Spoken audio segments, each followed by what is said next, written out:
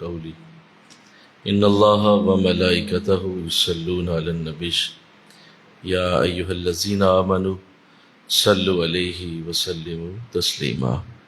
مل کے پڑھیے، الصلاۃ والسلام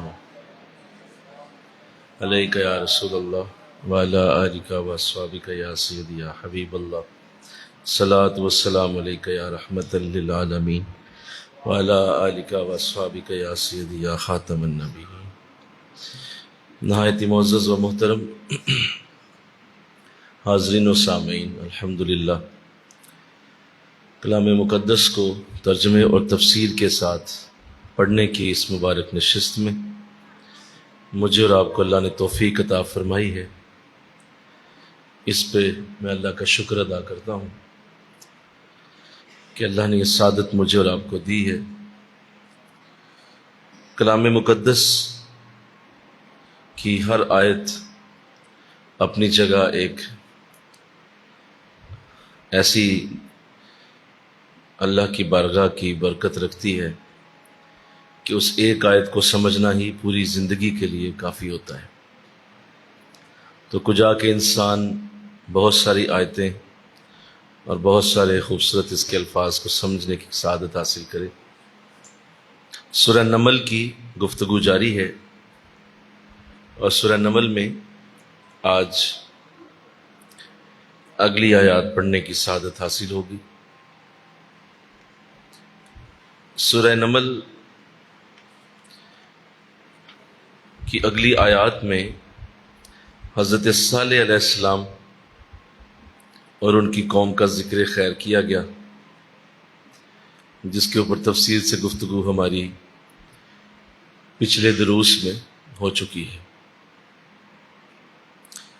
کہ کس طرح انہوں نے حضرت صالح علیہ السلام کو قتل کرنے کا منصوبہ بنایا، تو اللہ نے اس پوری قوم کو ہی ختم کر دیا، اور یہ عذاب جو ہے اس کا ذکر قرآن بار بار مختلف اپنی آیات میں کرتا ہے۔ اس کے بعد اللہ کی بارگاہ سے ذکر ہوا کہ اے اللہ کے رسول، آپ ان تمام قوموں کے حالات پڑھ چکے ہیں جنہوں نے ہماری نافرمانی کی تھی،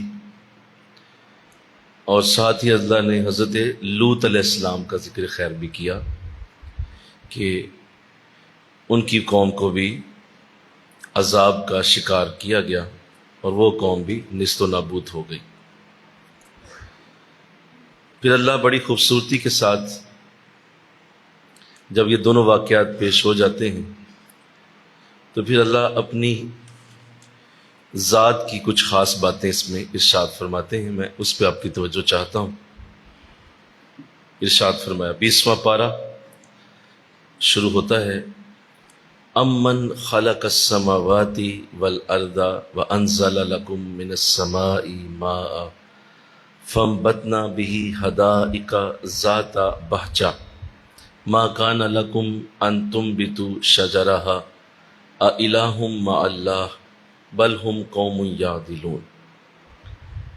بھلا وہ کون ہے جس نے آسمانوں اور زمین کو بنایا اور جس نے تمہارے لیے آسمان سے پانی اتارا اور پھر اس پانی سے خوش منظر باغات اگائے۔ تمہاری طاقت نہ تھی کہ تم ایک درخت بھی اگا سکتے۔ کیا کوئی دوسرا خدا ہے اللہ کے ساتھ؟ بلکہ وہ ایسے لوگ ہیں جو راہ راست سے بھٹک رہے ہیں۔ امن جعل الارض قرارا وجعل خلالها انہارا وجعل لها رواسي وجعل بین البحرین حاجزا اإلہ مع اللہ بل اکثرهم لا یعلمون۔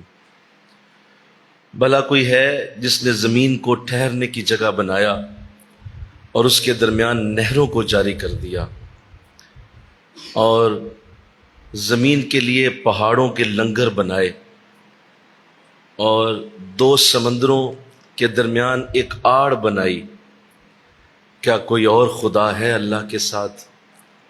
بلکہ ان میں سے اکثر لوگ بے علم ہیں۔ مل کے کہو سبحان اللہ۔ تو کس قدر خوبصورت انداز میں یہ آیات پیش کی گئی ہیں جن میں اللہ اپنی معرفت کی بات فرماتا ہے۔ اور میں اکثر جب بھی ان آیات کو پڑھتا ہوں یا پڑھاتا ہوں تو یہ ضرور کہتا ہوں کہ بظاہر یہ عام الفاظ محسوس ہوتے ہیں، لیکن ان کی گہرائی میں جایا جائے تو انسان کی حیرت دنگ رہ جائے کہ اللہ نے کس قدر خوبصورتی سے اپنی ذات کو قرآن کے ان الفاظ میں چھپا کے رکھا ہوا ہے۔ فرمایا امن خلق السماوات والارض، بھلا وہ کون ہے جس نے آسمانوں اور زمین کو بنایا، وَأَنزَلَ لَكُم مِّنَ السَّمَاءِ مَاءً، تو وہ کون ہے جس نے آسمانوں سے پانی کو اتار دیا، فَأَنبَتْنَا بِهِ حَدَائِقَ ذَاتَ الْبَهْجَةِ، اور پھر اس نے اسی پانی سے خوش منظر باغات بنا دیے۔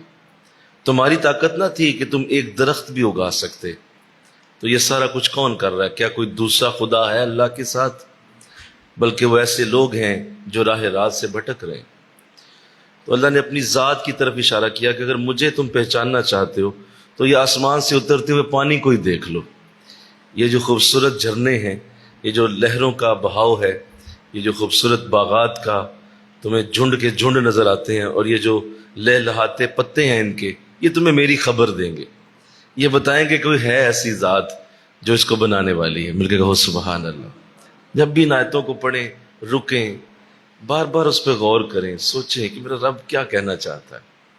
یہ باغات کی بات کرنا، یہ خوبصورت پانیوں کا اترنا، یہ آسمانوں اور زمین کی تخلیق کا بار بار ذکر کرنا، تو جس شخص کو اپنی بنائی ہوئی چیزیں بڑی پیاری ہوتی ہیں نا، تو وہ ان کا ذکر بھی کرتا ہے۔ آپ کسی شخص کو پوچھیں ذرا، کوئی بنانے والا، کوئی بڑھئی ہو، لکڑی کا کام کرنے والا ہو، اچھا اس نے کوئی چیز بنا دی ہو نا، تو وہ اس کی تعریف خود ہی کرے گا۔ وہ کہے گا کبھی میرا وہ میز دیکھیں اب جو میں نے میز بنایا، میری وہ کرسی ذرا دیکھیں جو میں نے بڑے پیار سے بنائی۔ تو جو چیز آپ خود بناتے ہیں نا، آپ کو اس کی قدر ہوتی ہے۔ تو اللہ کو پتہ ہے میں نے کیا بنا دیا ہے۔ مجھے کہو سبحان اللہ۔ آسمانوں اور زمین کو میں نے بنایا، اور یہ خوبصورت جو پانی اترتا ہے، کوئی ہے تم میں ایسی ٹیکنالوجی والا جو ان پانیوں کو منوں ٹنوں کے حساب سے وزنی پانی کو اٹھائے اور اسے کئی میل اوپر لے جائے اور وہاں سے پھر قطروں کی شکل میں دوبارہ زمین پہ گرا دے؟ کوئی لائے ایسا، کوئی ایسا کرنے والا؟ فرمایا یہ تمہارا خدا ہی ہو سکتا ہے جو یہ بارش کے پانی کو نیچے اتار سکتا اللہ۔ اور آگے فرمایا کہ تم نے دیکھا کس نے زمین کو ٹھہرنے کی جگہ بنایا، زمین کو ٹھہرنے کی جگہ بنایا۔ یہ کتنا خوبصورت جملہ ہے۔ زمین کو بولو، پوری کائنات میں سائنسدان، بڑے بڑے ریسرچ کرنے والے، بڑے بڑے آسٹرونومسٹ، بڑا جو خلا نوردوں کی جو ٹولیوں کی ٹولیاں ہیں اور خلا کی ریسرچ کرتے رہتے ہیں، وہ اس بات کو سوچ کے، سن کے، دیکھ کے حیران ہو جاتے ہیں کہ پوری کائنات میں سوائے زمین کے کوئی ایسی جگہ نہیں ہے جہاں انسان رہ سکتا ہو۔ یہ زمین واحد جگہ ہے جو اللہ نے اسے ٹھہرنے کی جگہ بنایا ہوا ہے، اس کے سوا کوئی ایسی جگہ نہیں۔ آپ عطارد، زہرہ، اس کے بعد مارس، اس کے بعد جوپیٹر، اور پھر سیٹرن، اور اس کے بعد جتنے سیارے، پلوٹو، بڑے بڑے دور دور تک کائنات اب تو ڈسکور ہو چکی ہے، اور خود دوربینوں کے ذریعے انسان بہت دور تک دیکھ چکا ہے۔ ستارے، بڑے بڑے ستارے جو اتنے بڑے حجم کے ہیں کہ ہماری زمین اگر ان کے اندر رکھ دی جائے تو اس طرح گم ہو جائے جیسے ایک جو ہے وہ جنگل میں سوئی گم ہو جاتی۔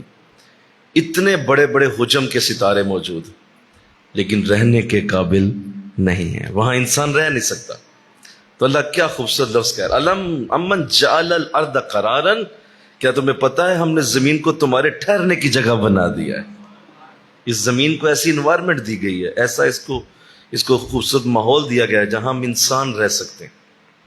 اللہ پیر صاحب نے یہاں ایک بڑا خوبصورت قطعہ لکھا ہے، میں چاہتا ہوں میں اسے لفظ بلفظ پڑھوں کیونکہ وہ اتنی خوبصورت آپ کی بات ہے کہ اس میں اپنے الفاظ اگر اس میں ڈالوں گا تو شاید وہ حق ادا نہ ہو جو پیر کرم شاہ الازدی رحمۃ اللہ علیہ جو ان کی تفسیر ہم پڑھ رہے ہیں انہوں نے جو الفاظ استعمال کیے، آپ اس میں بڑا خوبصورت قطعہ لکھتے ہیں، سنیے۔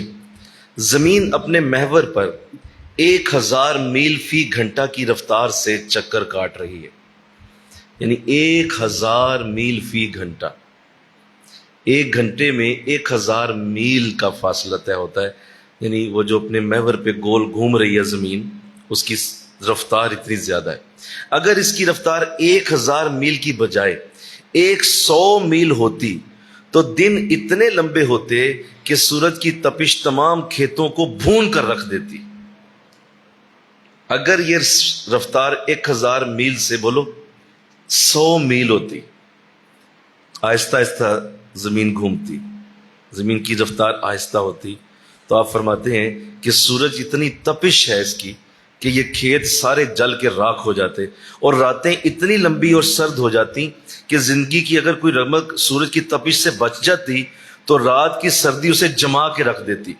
سورج کا درجہ حرارت 12000 ڈگری فارنہائٹ ہے، لیکن زمین کو اس سے اتنی مناسب دوری پہ رکھا گیا ہے کہ وہاں سورج کی حرارت اتنی ہی پہنچتی ہے جو زندگی کے لیے ضروری ہے۔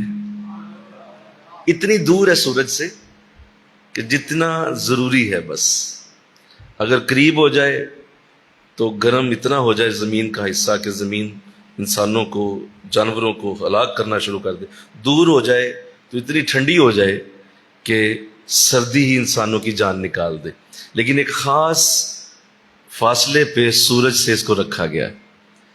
مل کے کہو سبحان اللہ، ایک خاص فاصلہ ہے۔ اگر سورج کا درجہ حرارت 12000 ڈگری کی بجائے 6000 ڈگری ہوتا تو کرۂ ارض برف کے نیچے دب جاتا، اور اگر 18000 ڈگری ہوتا تو ساری زمین اس کی گرمی سے جل کر راکھ ہو جاتی۔ زمین کا جھکاؤ 23 درجے کا زاویہ بناتا ہے، اور اگر اسی جھکاؤ سے ہمارے موجودہ موسم مناسب وقفوں کے بعد باری باری آتے ہیں۔ زمین سیدھی نہیں ہے، تھوڑی سی یوں ہے، کیسے ہے بولیے؟ تھوڑا سا اس کا ایسے جھکاؤ ہے، ادھر سیدھی نہیں ہے زمین، یعنی آپ اگر گول گیند پکڑے نا تو گول گیند کو یوں تھوڑا سا ٹیڑھا کر دیں، تو زمین کو اللہ نے تھوڑا سا زاویہ دیا ہوا ہے۔ اس زاویے کی وجہ سے یہ 4 موسم بنتے ہیں، گرمی آتی ہے، سردی آتی ہے، خزاں آتی ہے اور بہار آتی ہے۔ یہ 4 موسم اس زاویے کی وجہ سے ہیں جو اللہ نے زمین کا سیٹ کیا ہوا ہے۔ پھر آگے فرمایا، سنیے، اگر اس میں یہ جھکاؤ نہ ہوتا تو سمندر سے اٹھنے والے بخارات جنوب اور شمال میں حرکت کرتے، اتنی زور سے برف باری ہوتی کہ ساری زمین ڈھک جاتی۔ اگر چاند کی دوری زمین سے اتنی نہ ہوتی جتنی اب ہے، بلکہ صرف 50,000 میل ہوتی، تو سمندروں میں اتنا زیادہ طوفان شدت سے آتا کہ وہ پہاڑوں کو بھی بہا کر لے جاتا۔ اگر زمین کی سطح موجودہ سطح سے صرف 10 فٹ زیادہ موٹی ہوتی تو یہاں آکسیجن ہی وجود میں نہ آتی اور کوئی جانور زندہ نہ رہتا، اور اگر سمندر چند فٹ اور گہرے ہوتے تو ساری کاربن ڈائی آکسائڈ اور آکسیجن صرف ہو جاتی اور روئے زمین پر کوئی سبز پتا نظر نہ آتا۔ اس حکیمانہ نظام پر غور کرنے سے ہم اس نتیجہ پر پہنچتے ہیں کہ یہ زمین اتفاقاً مارز وجود میں نہیں آئی، بلکہ ایک بڑے حکیم اور دانا نے اس کو تخلیق فرمایا ہے۔ یہ بڑا حکیم ہے کوئی جس نے اس زمین کو بنایا، ورنہ زندگی کا کوئی امکان زمین پہ موجود نہیں تھا۔ تو حد کر دی، فرمایا یہ جو زمین تمہارے لیے بنائی ہے تمہارے ٹھہرنے کی جگہ، اس کے سوا کوئی ایسا کائنات میں جگہ اور خطہ نہیں ہے جو جہاں تم رہ سکتے ہو۔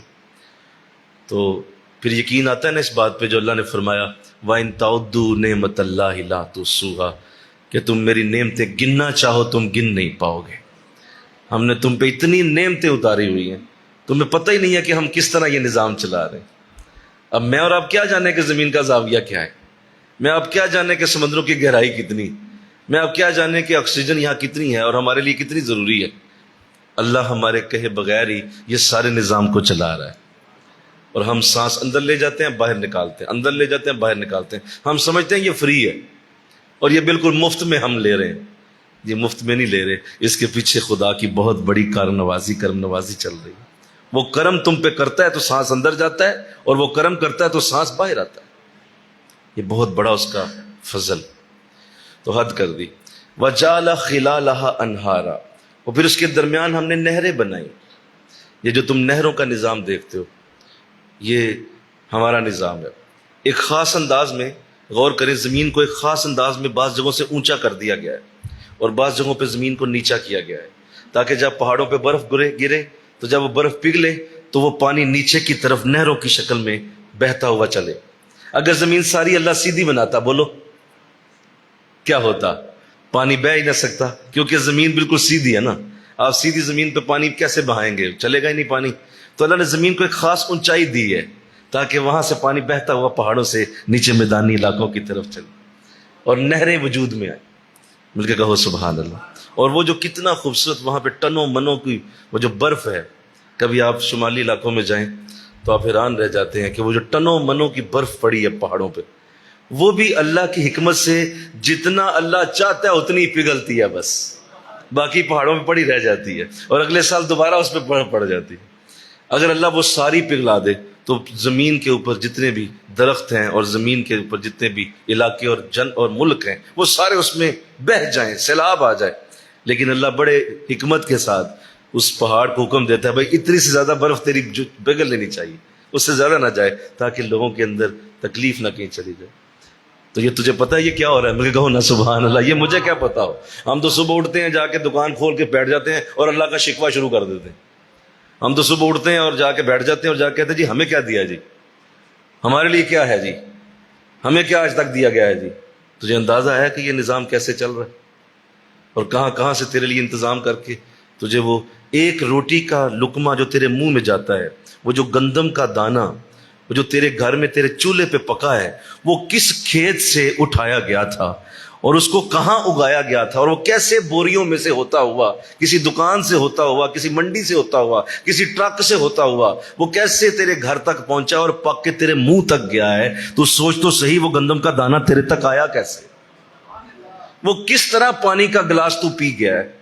وہ پانی زمین کی کس تہہ میں تھا اور وہ کہاں سے چلا تھا؟ کب برف پگھلی تھی اور وہ برف کا پانی پگھلتا ہوا کس نہر سے گزرا تھا اور کس نہر کی زمین سے وہ سمتا ہوا تیرے گھر کی زمین کے نیچے سے موٹر کے اس پائپ تک آیا تھا. اس پائپ نے اس کو کھینچ کر تیرے نلکے تیری ٹوٹی تک پہنچایا اور پھر وہاں سے تو نے اس پانی کو گلاس میں ڈالا. بتاؤ تو صحیح، وہ نیچے پانی تیرے منہ تک لانے والی وہ ذات کون سی ہے جس نے وہ پانی تجھ تک پہنچایا؟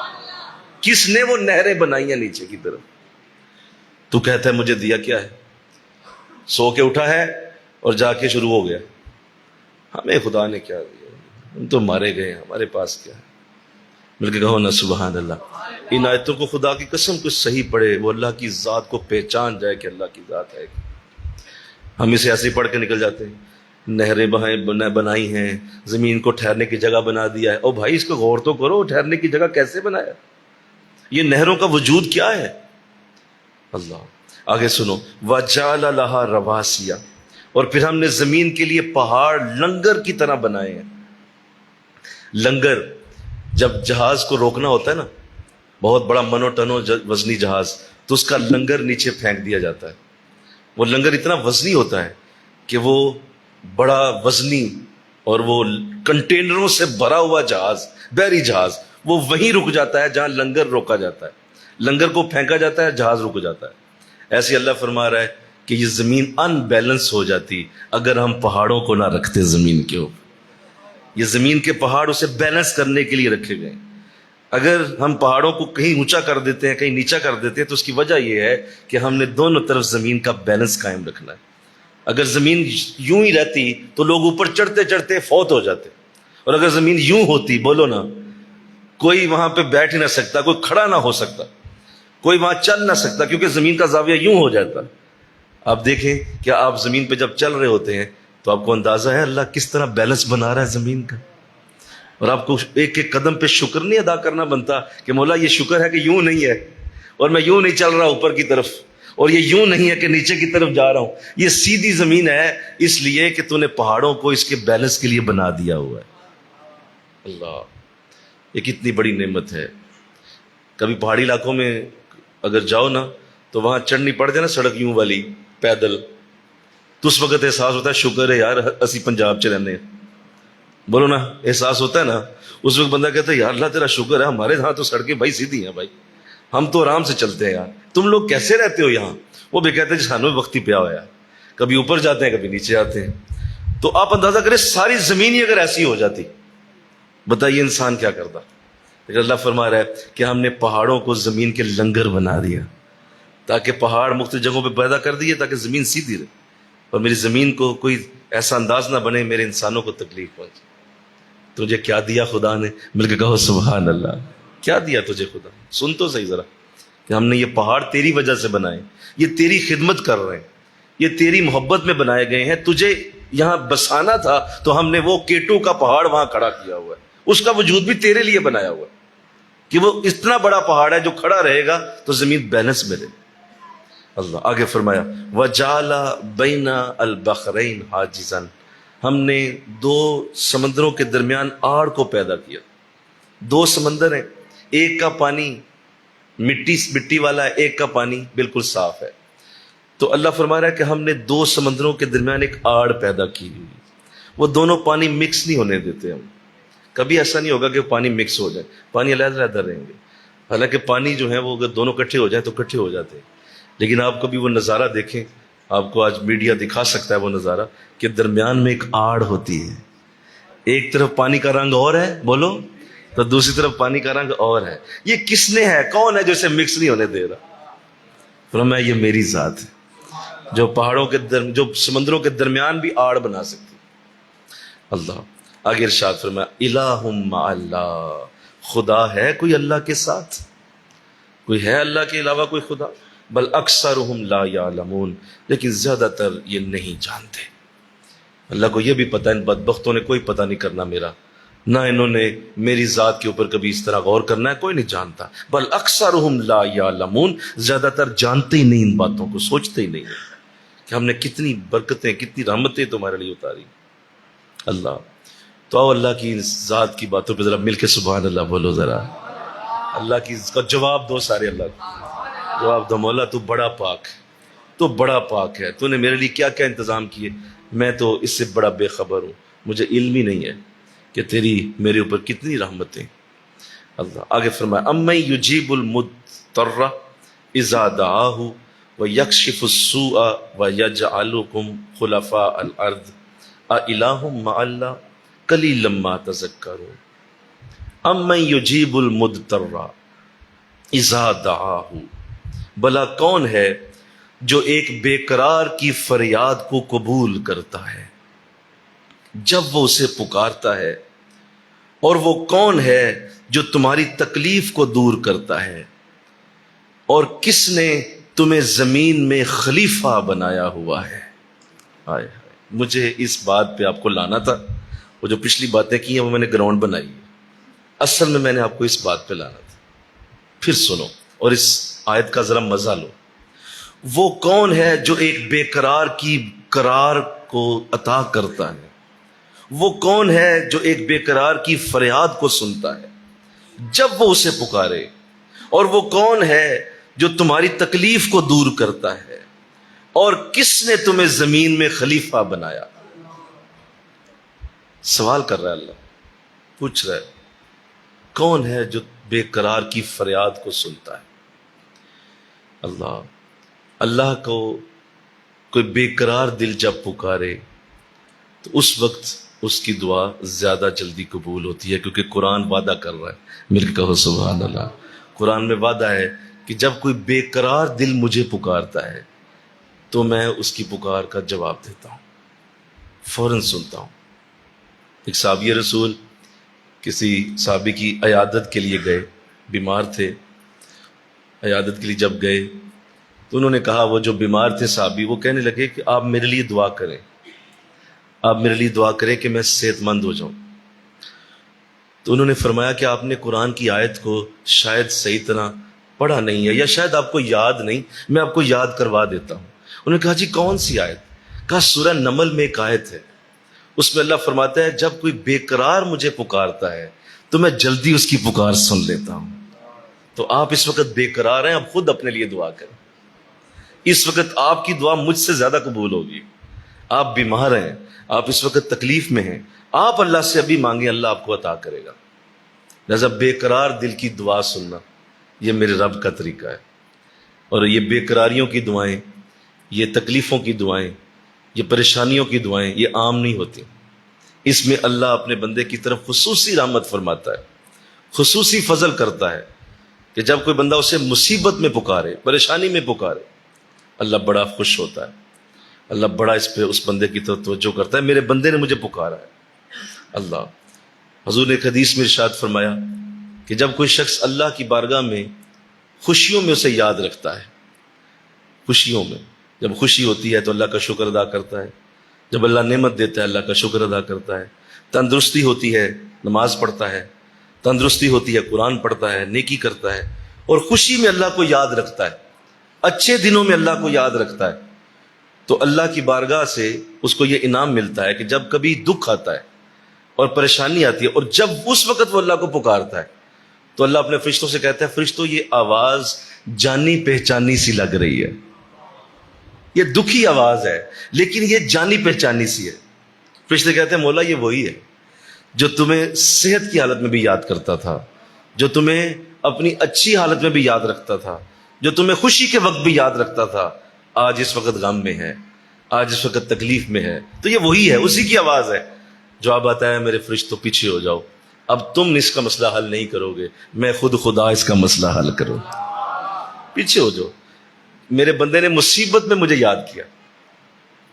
یارو دیکھو تو صحیح، ہم دنیا میں بھی تو یہی کرتے ہیں، ہم دنیا میں بھی تو یہی کرتے ہیں، اگر کوئی خوشی میں تمہارے ساتھ چلے اور وہ تمہارے لیے قربانی دے دے اور جب وہ غم میں آئے تو تم کیا کرتے ہو؟ تم کہتے ہو کہ میرا بھائی اس وقت میرے پاس پہنچا تھا، آج مجھے جانے کی ضرورت ہے، آج میں پہنچوں گا کیونکہ میرا بھائی اس وقت تکلیف میں میرے کام آیا اور میرے اس وقت خوشی میں شامل ہوا تھا، تو آج اگر یہ غمگین ہے تو میں بھی پہنچوں گا۔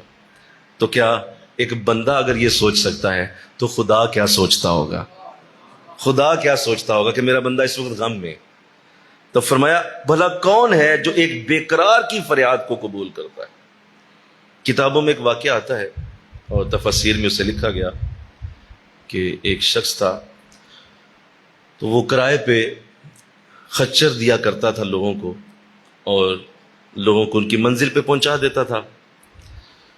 اسی طرح ایک شخص اس کو کہنے لگا کہ مجھے فلاں جگہ جانا ہے تو مجھے خچر چاہیے اور ساتھ میرے ساتھ تم بھی چلو کیونکہ مجھے راستے کا پتہ نہیں ہے۔ تو یہ چل پڑا، اس نے خچر اس کو دیا، ساتھ خود بھی چلا۔ اب راستہ جب آگے چلا تو دو راستے آگے، ایک دائیں جا رہا تھا ایک بائیں جا رہا تھا۔ اب اسے پتا تھا کہ یہ دائیں والا راستہ ٹھیک ہے تو اس نے کہا جی دائیں والے راستے پہ جانا ہے، لیکن وہ جس نے کرائے پہ لیا تھا وہ کہنے لگا نہیں یہ بائیں راستہ جلدی پہنچائے گا۔ اس نے کہا جی میں اس راستے کو جانتا ہوں نا، تو آپ میری بات مانیں، دائیں طرف والا راستہ ٹھیک ہے۔ لیکن وہ دوسرا کہنے لگا کہ نہیں میں نے چونکہ تجھے خود اپنے ساتھ لیا ہوا ہے تو تم میری بات مانو، ہم بائیں راستے سے جائیں گے، یہ جلدی پہنچا دے گا۔ اس نے کہا ٹھیک ہے۔ خیر وہ بائیں راستے چلے تو تھوڑی دور آگے نکلے تو آگے جنگل اور ایک ویرانہ اور ایک سنسان جگہ ہے اور خطرناک جنگل ہے، اور تھوڑا سا اور آگے گئے تو کئی لاشیں پڑی دیکھیں۔ یہ ڈر گیا کہ یہ مجھے کس راستے پہ لے آیا ہے، تو خیر وہ جو دوسرا تھا اس نے خنجر نکال لیا اور اسے قتل کرنے کے لیے بھاگا۔ اس نے بڑے اس کو واسطے دیے، وہ سمجھ گیا کہ یہ کوئی ڈاکو ہے اور مجھے اس طرف لے آیا ہے اور ابھی میرا خچر بھی اور میرا مال بھی یہ مجھ سے چھین لے گا۔ اس نے کہا دیکھو بات یہ ہے مجھے مارو نہیں، یہ خچر لے جاؤ اور یہ میرا مال اس کے اوپر جو پڑا ہے وہ بھی تم لے جاؤ اور مجھے نہ کچھ کہو۔ اس نے کہا دیکھو وہ تو پہلے ہی میرا ہے، اب وہ تو تم سے پوچھنے کی ضرورت ہی نہیں ہے نا، وہ تو پہلے ہی میرا ہے، تو میں جو جس کو یہاں لاتا ہوں اسے چھوڑتا نہیں ہوں، تو لہذا تیری موت یقینی ہے۔ تو اس نے کہا اچھا تو اگر مجھے واقعی قتل کرنا چاہتا ہے تو پھر مجھے 2 رکعت پڑھنے دے۔ تو اس نے کہا ٹھیک ہے جلدی پڑھو، 2 رکعت پڑھ لو۔ اس نے 2 رکعت شروع کی، لیکن جو ہی اسے اللہ اکبر کہا تو وہ کہتا ہے کہ مجھے نماز ہی بھول گئی، مجھے کچھ بھی یاد نہ رہا، کیونکہ وہ اس قدر سخت موقع تھا، اتنی وہ موت کی ایسی مجھے ڈر کی کیفیت تھی کہ مجھے نماز کے الفاظ ہی یاد نہ آئے اور میں پڑھوں کیا بولوں سمجھ نہ آئے، ہاتھ میں نے باندھے ہوئے ہیں اور آواز اور الفاظ منہ سے نکل ہی نہیں رہے۔ کہنے لگا کہ مجھے خیال آیا کہ میرے رب نے قرآن میں ایک آیت اتاری ہے امن یجیب المضطر اذا دعا، کہ جب کوئی بے قرار اس سے دعا کرتا ہے تو اللہ اس کی دعا ضرور سن لیتا ہے۔ اور جو ہی میں نے یہ آیت اپنی زبان سے نکالی تو دیکھا کہ گھڑ سوار جو ہے وہ جنگل سے بھاگتا ہوا آیا اور اس کے ہاتھ میں نیزہ ہے اور اس نے ایک سیکنڈ نہ لگایا اور اس دوسرے شخص کے سینے کے آر پار کر دیا اور اسی وقت وہ مر گیا۔ اب یہ حیران ہوا کہ میں ابھی ہاتھ باندھ کے کھڑا ہوں، یہ کون آ گیا ہے اور دوسرے کو قتل بھی کر دیا ہے۔ فوراً کہتے ہیں میں نے سلام پھیر دیا اور وہ گھڑ سوار واپس مڑ کے جانے لگا، تو جا کے میں نے قدموں سے لپٹ گیا اور جا کے کہا کہ حضرت آپ ہیں کون اور یہاں اچانک کیسے آ گئے؟ تو جواب دیا کہ جو تو نے قرآن کی آیت پڑھی ہے میں اسی کا نتیجہ ہوں، میرے رب نے مجھے بھیجا ہے اور میں اسی آیت کی وجہ سے آیا ہوں جو تو نے ابھی پڑھی ہے، کہ ہم بے قرار دل کی دعا سن لیتے ہیں۔ تو ہم میں سے اول تو کوئی بے قرار ہونا نہیں نہ چاہتا، سب سے پہلی بات تو یہ ہے، بولیے ہم میں سے کوئی بے قراری چاہتا ہی نہیں ہے، ہم چاہتے ہی نہیں کبھی بے قراری آئے۔ لہذا یہ آج مجھ سے زندگی کا اصول سیکھ کے جاؤ، بے قراریاں تمہیں اللہ کے قریب کر دیتی ہیں، بے قراریاں تمہیں رسول کے قریب کر دیتی ہیں، بے قراریاں تمہیں تڑپا کے اللہ کی محبت کا تمہیں رزلٹ اور نتیجہ عطا کرتی ہیں۔ اگر وہ نہ ہو تو اللہ کی بارگاہ کی برکتیں نہ ملیں۔ لہذا بے قرار ہونا، اللہ یہ تو کوئی اس سے پوچھے کہ یہ کتنی بڑی نعمت ہے کہ جب کوئی دل بے قرار ہوتا ہے اور اس کے اندر جب وہ تڑپ پیدا ہوتی ہے اور وہ تڑپ جب انسان کو اللہ کی یاد دلاتی ہے اور جو آنسوؤں کے جو جھریاں لگتی ہیں اور جو آنسوؤں کے جو وہ جھرنے اترتے ہیں آنکھوں سے، اس کا کیا مزہ اور لطف آتا ہے اس کو، یہ تو اس بے قرار دل سے پوچھو نا جس کو بے قراری آئی ہوتی۔ ہم تو بے قرار ہونا نہ چاہتے، ہم تو دعا یہ کرتے ہیں کہ ہمیں بے قراری نہ کہیں آ جائے، پریشان نہ کہیں ہم ہو جائیں، اور پریشانیوں سے بھاگ بھاگ کے اتنا بھاگتے ہیں پریشانیوں سے، اتنا انسان بے قراری میں بے قرار نہیں ہوتا جتنا یہ پریشانی سے بچنے میں بے قرار ہوتے ہیں۔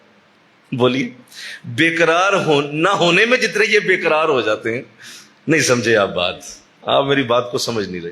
بے قرار نہ ہونے میں یہ جتنے بے قرار ہوتے ہیں، اگر بے قرار ہو جائیں تو زیادہ مزہ آئے۔ لہذا سمجھو بے قراری والی زندگی اللہ کو بڑی محبوب ہے، اور یہ ہر وقت کا ایزی رہنا، ہر وقت کا آسانیوں میں رہنا، ہر وقت زندگی میں بڑی آسائشیں ہونا، ہر وقت زندگی کے اندر بڑی نعمتوں کا، ہر وقت اترتا ہوا سیلاب آتے ہوئے دیکھتے رہنا، یہ باتیں چھوڑ دو، ان چیزوں سے باہر آ جاؤ، ان چیزوں سے باہر نکلو، یہ کوئی زندگی نہیں ہے، اور نہ اس کی تمنا کرو، نہ اس چیز کو بار بار سوچو کہ دیکھو ہر وقت آسانی ہونی چاہیے، بچوں کو کوئی مسئلہ نہیں ہونا چاہیے، کاروبار بالکل ٹھیک چلنا چاہیے، ہر وقت میرے جسم کی حالت بھی ٹھیک رہنی چاہیے، ہر وقت ہر شے فٹ فاٹ ہونی چاہیے، 100% ہونی چاہیے۔ یہ کیسے ہو سکتا ہے بھائی؟ یہ کیوں سوچتے ہو؟ یہ کیوں تم نے اپنی زندگی کو اس طرح بنا لیا ہوا کہ یہی زندگی ہے؟ ایسا تو نہیں ہے۔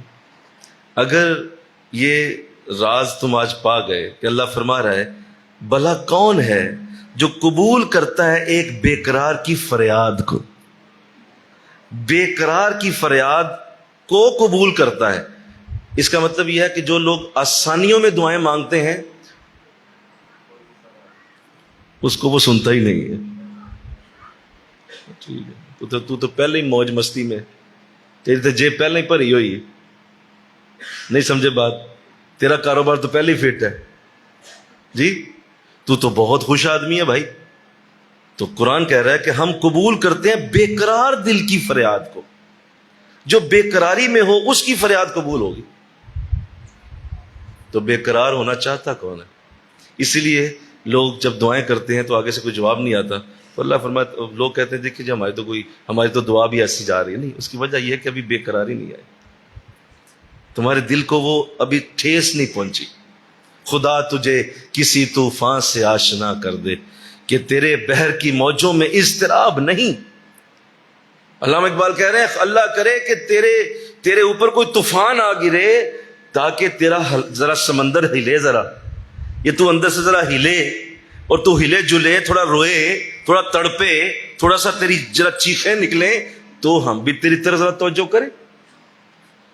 بچہ ماں سے دودھ پینے میں کب کامیاب ہوتا ہے؟ ذرا مجھے یہ بتا دیں آپ، بولو سارے، نہیں صحیح بولو نا، بچہ کب کامیاب ہوتا ہے ماں کو اپنی طرف توجہ کروانے میں؟ جب وہ شدت سے روتا ہے، ہلکا پھلکا رو رہا ہے، ماں کہتی کوئی گل نہیں، آپ ہی چپ کر جائے گا، اور ماں کچن میں لگی ہوئی ہے، ماں مشین لگا کے کپڑے دھو رہی ہے، ماں صفائی کر رہی ہے، ماں ادھر جا رہی ہے ادھر جا رہی ہے، بچہ ہلکا ہلکا رو رہا ہے، وہ اگر کوئی نہیں ابھی ٹھیک ہو جائے، وہ تھوڑا سا اونچا کرتا ہے نا، جب تھوڑا سا اور روتا ہے تھوڑا سا اس کو اچھا لگتا ہے کہ زیادہ بھوک لگ گئی، چلو ابھی بھی گزارا ہو رہا ہے. لیکن جب وہ لگتا ہے نا ایک خاص اونچائی کے ساتھ جب وہ روتا ہے، ماں کہتی ہے ہر شاید چھوڑو، اب اسے جا کے دودھ دو فوراً. کیوں؟ کیونکہ اس وقت رونا بڑا تیز ہو گیا. یار ایک ماں بھی یہی کرتی ہے. تو اللہ 70 ماؤں سے زیادہ پیار کرتا ہے. وہ بھی تیری تڑپ دیکھنا چاہتا ہے، وہ بھی تیری تڑپ دیکھنا چاہتا ہے. وہ چاہتا ہے کہ میرا بندہ ذرا اس حالت میں آئے. اور آقا الاسلام نے ارشاد فرمایا اللہ جس سے بڑی محبت کرے اسے غموں میں مبتلا کر دیتا ہے. ذرا یہ جملہ بول دو نا سر. اللہ جس سے بڑی محبت کرے اسے غموں میں مبتلا کر، اسے تکلیفوں میں ڈالتا ہے، اسے پریشانیوں میں ڈالتا ہے، کیونکہ اللہ محبت کرنا ہے. اب یہ بندہ میرے قریب آئے، میرے پاس ہو. تو لہذا جب بھی ایسا وقت آ جائے تو اپنے رب کے آگے یہ ضرور کہہ دینا مولا لگتا ہے کہ تو قریب کرنا چاہ رہا ہے، میں پہچان گیا تجھے، میں تیری معرفت پا گیا کہ تو مجھے اپنے قریب کرنا چاہ، لہذا یہ غم اور یہ دکھ تو نے مجھے دیا، میں تیرے ساتھ ہوں مولا، تیرے لیے حاضر ہوں. اور کسی نے وہ ایک بڑا اچھا جملہ بولا تھا، آج تک میرے دل پہ نقش ہے، کہ یہ زندگی جو ہے، یہ ساری کی ساری زندگی اصل میں غموں کا نام ہے. یہ جو خوشیاں درمیان میں آتی ہیں یہ غموں کے درمیان وقفے کو کہتے ہیں. بولو، خوشیوں کو وقفہ کہا گیا، تھوڑی دیر ذرا ریسٹ کر لے. کہتے ہیں نا کہ جب بہت زیادہ کام کیا ہو تو تھوڑی دیر کے لیے وہ آپ کا جو اونر ہے، جو مالک ہے، وہ کہتا ہے یار تھوڑی دیر آرام کر لیں، اس کے بعد پھر کام شروع کرنا ہے. تو وہ جو خوشیوں کا ٹائم آیا ہے وہ تھوڑا سا وقفہ آیا ہے. اصل میں زندگی غموں کا ہی نام ہے. ہم یہاں غم اٹھانے آئے ہیں. آپ بچپن سے لے کر بڑھاپے تک کیا اٹھا رہے ہیں؟ بولو سارے غم ہی تو اٹھا رہے ہیں. اور ہے کیا؟ اولاد کا غم، روزی روٹی کا غم، بیماری کا غم، غربت اور پریشانی کا غم، ذلت کا غم، عزیزوں ہمسایوں کی بے اتنائی اور بے وفائی کا غم، دوستوں کی بے وفائی کا غم. یہ سارے غم اٹھانے آئے بھائی. ہم تو درمیان میں وہ چند جو وقت آتے ہیں خوشیوں کے، وہ صرف وقفہ ہے. ہم انڈرسٹینڈ نہیں کرتے زندگی کو، زندگی کی اصل حقیقت کو سمجھ نہیں پاتے. ہم کہتے ہیں شاید یہ خوشیاں چل رہی تھیں، یہ درمیان میں یہ دیکھو یار کتنی نوست والی گھڑی آ گئی مجھ پہ، استغفر اللہ، یہ کتنا منحوس لمحہ آ گیا مجھ پہ کہ یہ دیکھو مجھ پہ یہ مصیبت اتر آئی ہے. لگتا ہے کہ میں اب کوئی منحوس وقت تھا جو میرے اوپر یہ وقت آیا. بھائی منحوس نہیں ہے بھائی، اصل میں تو وہ غم ہی تھے. وہ جو درمیان میں جو آیا تھا نا وہ وقفہ تھا تمہارا خوشی کا. اصل زندگی غموں والی ہے. اللہ. تو جب یہ ذہن اور سوچ بنی ہو تو پھر انسان بڑے سے بڑے دکھ کو جھیل جاتا ہے. پھر یہ اس طرح نہیں کرتا وہ کہ ہر وقت جو ہے وہ جس طرح لوگوں کی حالت ہوتی ہے کہ چھوٹی سی پریشانی بھی آ گئی ہے تو اس کے اوپر بھی یوں لگتا ہے جیسے پورا پہاڑ گر گیا ہو. بھائی تھوڑا سا مسئلہ ہے، اس کو حل کر لو، بیٹھو بات کرو، مسئلہ حل ہو جائے گا. لیکن چونکہ ٹریننگ ویسی نہیں ہوتی، ذہن میں ویسا انداز نہیں ہوتا، سوچ نہیں ہوتی. تو اللہ نے بہت بڑا راز دیا. اب سمجھ رہے ہیں نا؟ مل کے کہو نا سبحان اللہ. بہت بڑا راز دیا کہ بے قرار دل کی فریاد کو میں سنتا ہوں جب بھی وہ پکارتا ہے. یعنی جب بھی، یہ کوئی وقت کی کوئی شرط نہیں، صبح دوپہر شام رات، کہیں بھی بے قرار دل مجھے پکارے، ہم اسی وقت دعا سنیں گے اس کی. ہمارا وعدہ ہے. اللہ. اسی لیے بزرگ فرمایا کرتے ہیں، سنو ایک جملہ، بزرگ فرمایا کرتے ہیں کہ اگر کچھ وقت ایسا تمہارا گزر گیا، ہفتہ، 2 ہفتے، 3 ہفتے، مہینہ، اور کوئی غم اور تکلیف تم پہ نہیں آئی، کوئی غم اور تکلیف نہیں آئی، تو سمجھ لو کہ تمہارا خدا ناراض ہو گیا. یہ ناراضگی کی وجہ ہے. اللہ جس سے خوش ہو ضرور غموں میں ڈالے گا، اس کو زیادہ امتحانات سے گزارے گا، اس کو زیادہ تکالیف سے گزارے گا. آقا دو جہاں صلی اللہ علیہ وسلم اس کائنات میں اللہ کی سب سے محبوب ترین ہستی ہیں، اور اللہ نے آپ کو زندگی کا ایک دن بھی چین اور سکون سے نہیں رہنے دی. پوری زندگی میں آپ اٹھائیں حضور کی سیرت، آپ کی آنکھیں برس برس کے پانی ختم ہو جائے گا، اور حضور کے غم پڑھ پڑھ کے آپ حیران رہ جائیں گے کہ اتنا بڑا شخص تھا اور اس کو چین ذرا بھی نہیں آنے دیا گیا. اس لیے کہ آپ اس کائنات میں اللہ کے سب سے زیادہ پیارے ہیں. زیادہ محبوب ہیں، زیادہ قریب. تو سمجھ آ رہی ہے بات؟ انشاءاللہ کہو نا، ذرا کہو نا انشاءاللہ. بے قرار دل کی فریاد وہ فوراً سنتا ہے. آگے فرمایا وَيَكْشِفُ السُّوءَ، اور کون ہے جو تمہاری تکلیف کو دور کرتا ہے. فرمایا وہ جو تمہیں تکلیف تھی، تم نے ہم سے مانگا، ہم اس تکلیف کو دور کریں گے، اور ہم تیرے لیے اس تکلیف کو دور کرنے کا سبب پیدا کریں گے. یہ تسلی رکھو کہ وہ ضرور دور ہوگی، اور وہ دور کرنا ہماری ڈیوٹی ہے. تم نے ہم سے کہہ دیا، اس کے بعد وہ تکلیف دور ہونا ضروری ہے، ہم کر دیں گے اسے. وَيَجْعَلُكُمْ خُلَفَاءَ الْأَرْضِ، ذرا دھیان رکھنا، ذرا غور کرنا. وَيَجْعَلُكُمْ خُلَفَاءَ الْأَرْضِ، اور کون ہے جس نے تمہیں زمین کا خلیفہ بنایا ہوا ہے؟ خلیفہ. اور کون ہے جس نے ہم تمہیں خلیفہ بنا کے بھیج چکے ہیں؟ وہ کون ہے جس نے تمہیں خلیفہ بنایا؟ خلیفہ کہتے ہیں، آپ جو طریقت والے ہیں، جو اللہ والوں کے ساتھ بیٹھتے اٹھتے ہیں، انہیں خلیفہ کا لفظ زیادہ سمجھ آئے گا. خلیفہ کا مطلب ہوتا ہے کہ ایک شیخ جب کسی مرید کو اتنی تربیت دے دے، اتنا اسے مضبوط کر دے، اتنا اس کو رگڑ کے، اتنا اس کو سکھا کے، اتنی اس کی تربیت کر دے کہ اگر بالفرض شیخ موجود نہیں ہے تو وہ اس کے مصلے پہ بیٹھے اسی طرح دعا قبول ہوگی جیسے شیخ کی دعا قبول ہوتی. اسے خلیفہ کہتے ہیں. اسے کہتے ہیں یہ حضرت صاحب کا خلیفہ ہے. یعنی حضرت صاحب کے پیچھے اگر یہ نام بھی ہو حضرت، تو یہ حضرت کی جگہ پہ ہے. اسے خلیفہ کہا جاتا ہے. اور خلیفے کے اندر، سنو مجھے ذرا کہنے دو، ذرا مجھے غور سے ان باتوں کو تمہارے ساتھ آج کرنا ہے، ذرا سنو. یہ خلیفے کی طاقتیں وہی ہوتی ہیں جو شیخ کے اندر ہوتی ہیں. اگر شیخ ولی ہے تو خلیفہ بھی بولو ولی ہے. اگر شیخ قطب ہے تو خلیفہ بھی قطب ہے. اگر شیخ ابدال ہے تو خلیفہ بھی ابدال ہے. اگر شیخ متقی ہے تو خلیفہ بھی بولو سارے. اگر شیخ نمازی ہے تو خلیفہ بھی نمازی ہے. اگر شیخ اللہ کے قریب ہے تو خلیفہ بھی قریب ہے. اگر شیخ کو اللہ نے کرامات عطا کی ہیں تو خلیفے کو بھی اللہ نے کرامات عطا کی. یہ سارے ایک جسم اور دو جان ایک جسم ہوتا ہے. دو جانیں ہوتی ہیں لیکن جسم ایک ہی ہو جاتا ہے. اسے خلیفہ کہتے ہیں. اللہ فرما رہا ہے کہ ہم نے تمہیں زمین میں اپنا خلیفہ بنایا ہوا. جتنی طاقتیں ہماری ہیں وہ ساری طاقتیں ہم نے تیرے اندر ڈالی ہیں. تو غور تو کر. ہم بھی دیکھتے ہیں، تو بھی دیکھتا ہے. ہم بھی سنتے ہیں، تو بھی سنتا ہے. ہم بھی سوچتے ہیں، تو بھی سوچتا ہے. ہم بھی کرتے ہیں عمل، تو بھی عمل کرتا ہے. ہم بھی اپنے معاملات کو چلا رہے ہیں، تو بھی اپنے معاملات کو چلا رہا ہے. یہ ساری چیزیں جو ہماری طاقتیں تھیں وہ ہم نے تیرے اندر ڈالی ہوئی. تو جس کو اللہ خلیفہ کہے، بتائیے اس کی کتنی بڑی اللہ کی نظر میں وقت ہے.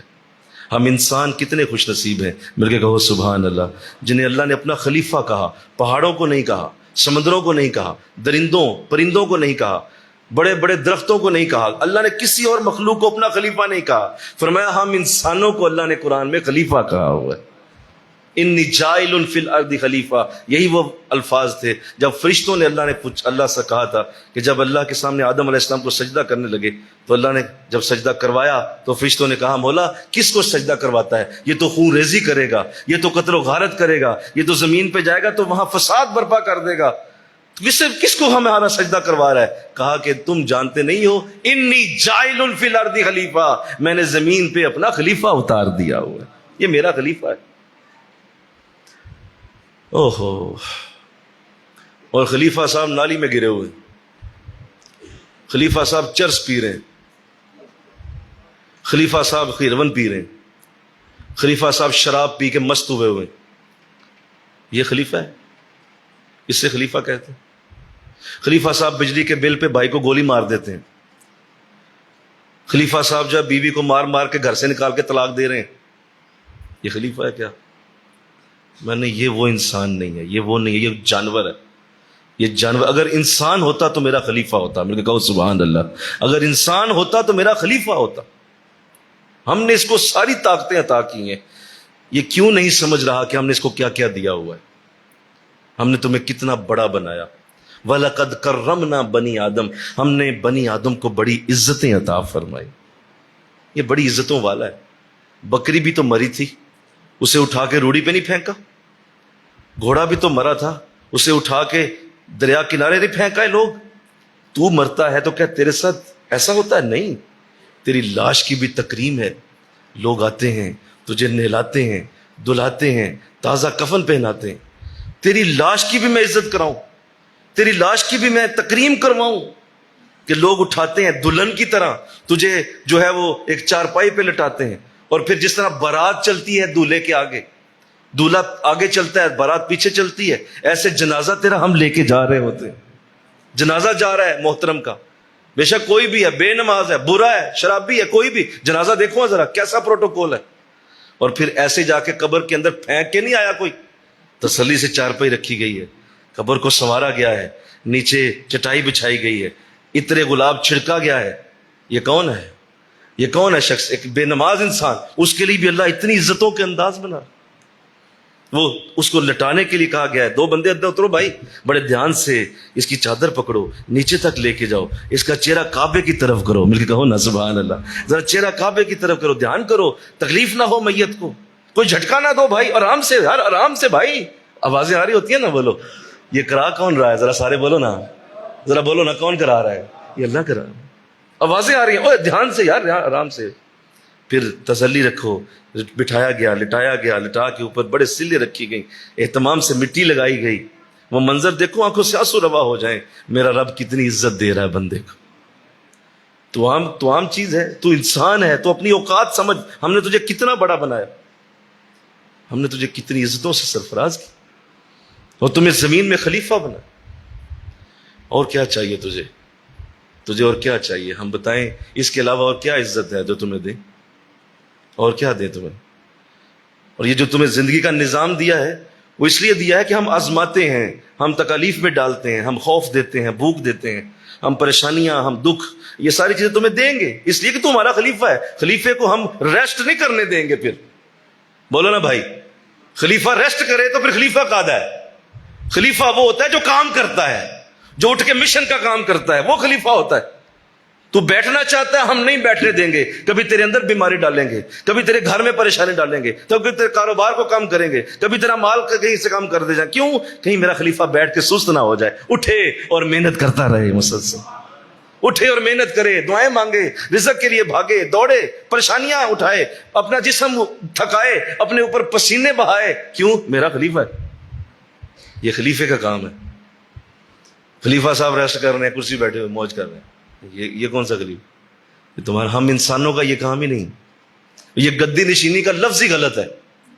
हम गद्दी नशीन नहीं हो सकते। उठ निकल कर खानकाहों से, अता कर रस्म शब्बीरी।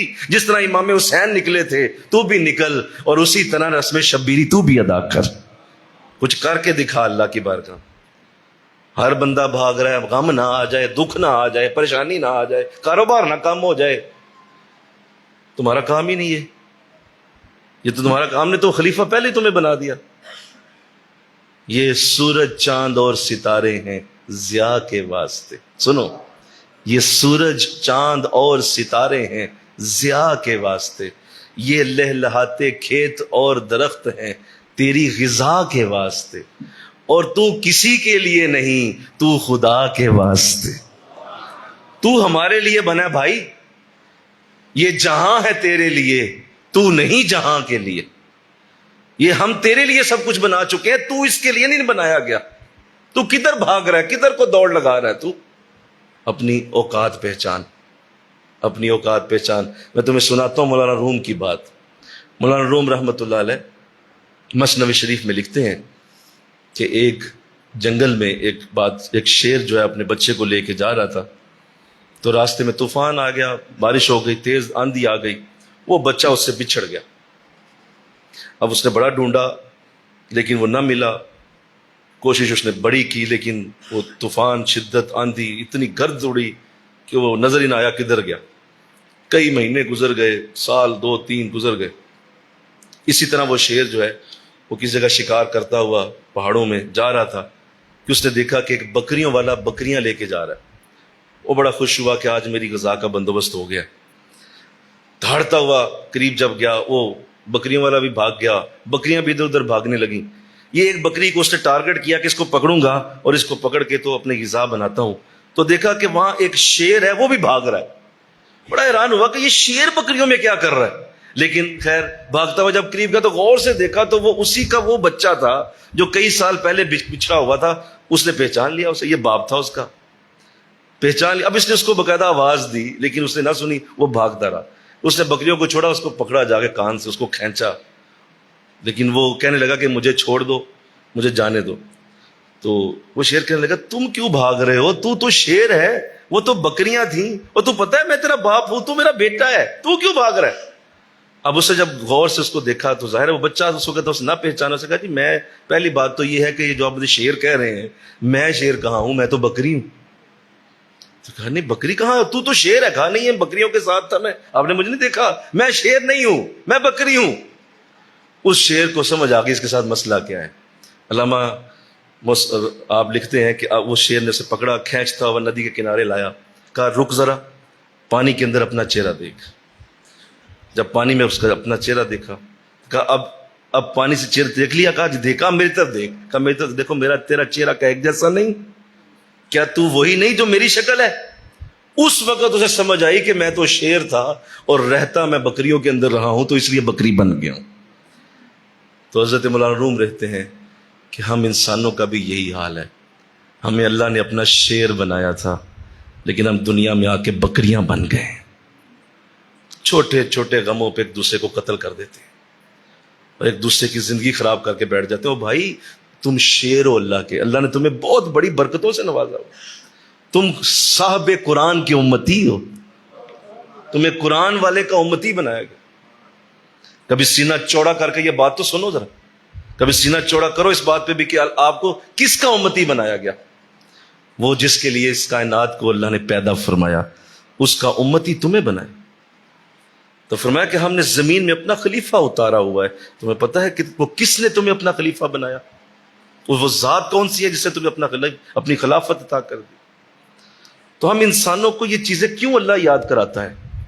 اس لیے یاد کراتا ہے کہ ہم بار بار یہ بھول جاتے ہیں۔ ہم انسان جو ہوئے، بولو انسان کہتے ہیں بھولنے والا، بھول جاتے ہیں کہ ہم ہیں کون اور ہم آئے کہاں سے تھے اور جانا کہاں ہے، ہم نے ہماری منزل کون سی، ہم کدھر سے آئے تھے، کہاں جانے والے ہیں، ہم اس منزل کو بھول چکے ہیں۔ ایسا نہیں ہے، ہمیں اللہ نے اپنے شیروں جیسی زندگی عطا فرمائی، کتنے کتنے اعلیٰ برکتوں کے رنگ اللہ نے ہمیں دیے ہوئے، خلافت کا تاج ہمارے سر پہ سجایا ہوا ہے۔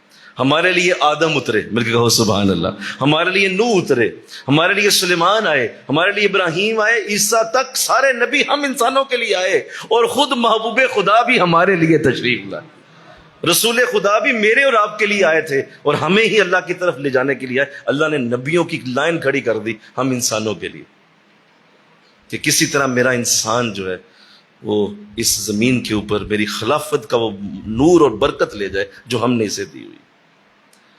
اور یہاں حال دیکھو کیا ہے، کیا تمہیں بتاؤں، کس طرح بتاؤں کہ ہم انسانوں کا حال کیا ہے۔ ہم انسان اسی کے آگے 5 وقت کی نماز پڑھنے کی توفیق نہیں جس نے خلافت کا تاج ہمارے سروں پہ رکھا ہو، اسی کی 5 وقت کی نماز نہیں پڑھ سکتے، اسی کا دیا ہوا قرآن کبھی نہیں کھولیں گے، اسی کے دیے ہوئے محبوب کی سیرت کو کبھی نہیں پڑھیں گے۔ کیوں؟ کیونکہ ہم اپنا اصل منصب بھول چکے ہیں۔ ہمارا اصل منصب یہ نہیں ہے جو ہم گزار رہے ہیں، ہمارا منصب کچھ اور ہے۔ اللہ اٹھ کے بزم جہاں کا اور ہی انداز ہے، اٹھ کے بزم جہاں کا اور ہی انداز ہے، مشرق و مغرب میں تیرے دور کا آغاز ہے، اٹھ کے بزم جہاں میں اور ہی انداز، اٹھ باندھ کمر کیا ڈرتا ہے، پھر دیکھ خدا کیا کرتا ہے۔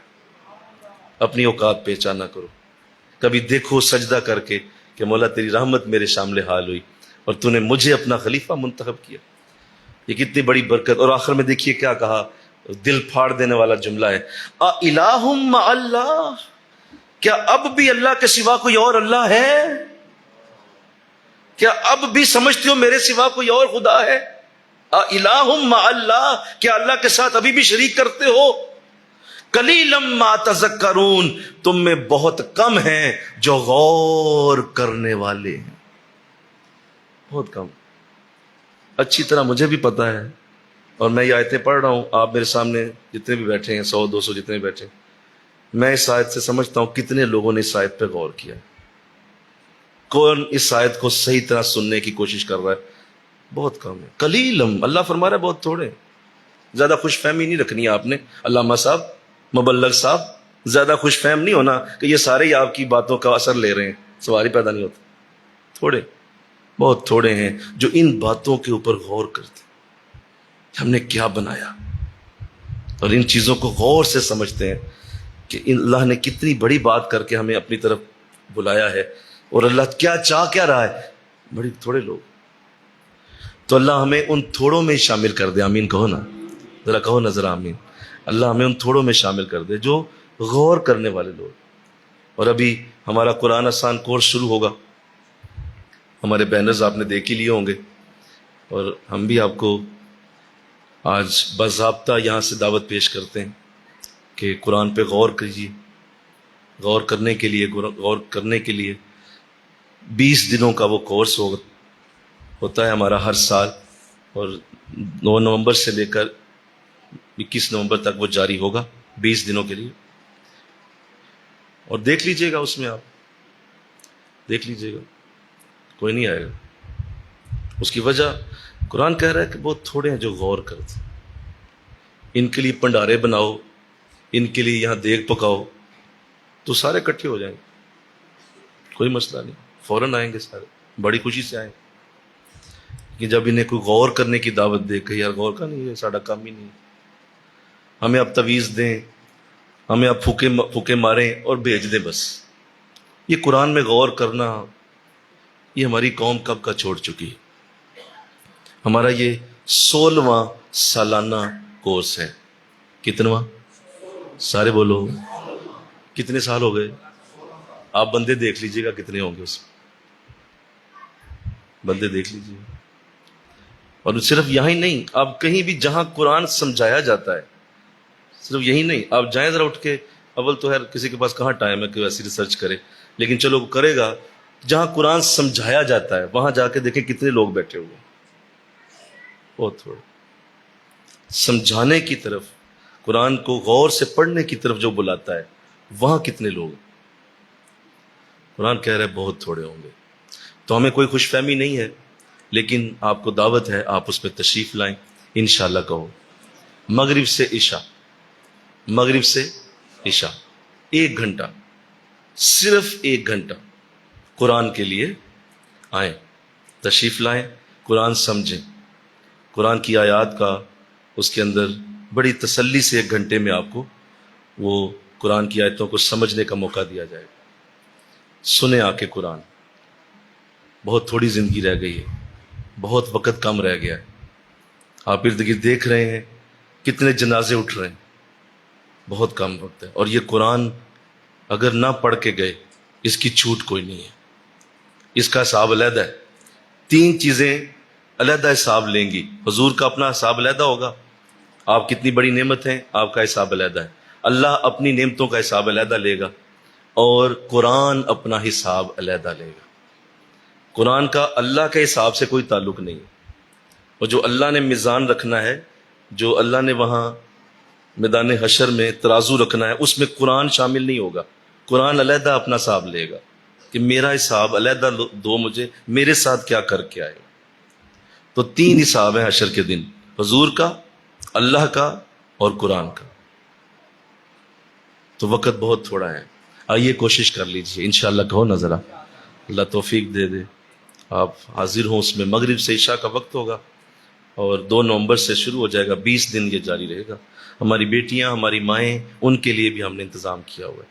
آپ کا اگر بہت دل چاہتا ہے کہ کاش میری بیٹی قرآن کو پڑھ لے، میری بیوی قرآن پڑھ لے، میری ماں قرآن پڑھ لے، میری بہن کو